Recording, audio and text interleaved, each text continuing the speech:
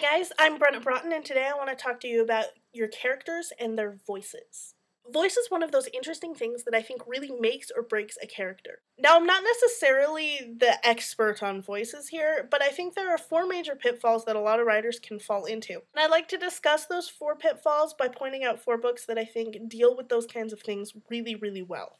First up is the kind of voice that's knockout, bam, right in your face. They're also the kind of character that it's easy to kind of go overboard on. It's also really hard when writing to keep up that kind of voice. A book that I think does this kind of voice really extraordinarily well is Paranormalcy by Kiersten White. In Paranormalcy, we follow Evie, a character who's grown up as a paranormal hunter. She's one of those characters who has this kind of voice that just really settles in and never goes away. One of the downfalls with this kind of voice is that you have to make sure that it's consistent throughout the entire book. In fact, although I haven't read it, one critique I've heard of the second book is that Evie is not nearly as perky and Evie as she is in the first book. It's a delicate balance when you're working with such a strong character, but I think that at least in Paranormalcy, and I haven't read Supernaturally yet, so don't get mad at me about that, but in Paranormalcy, she does a great job. Another pitfall that I think writers can fall into is the quiet character. I think this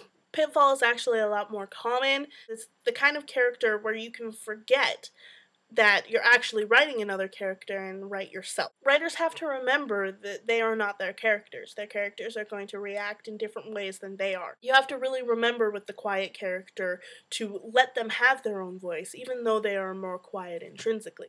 A book that I think does this really well is The Mockingbirds by Daisy Whitney.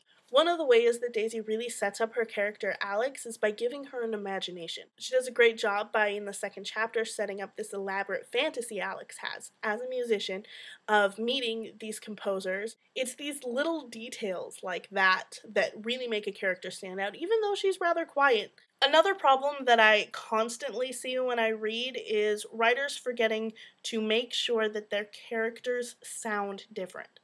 This is even especially more important when you're working with different points of view. A book that I think does this very well is Forever by Maggie Stiefvater.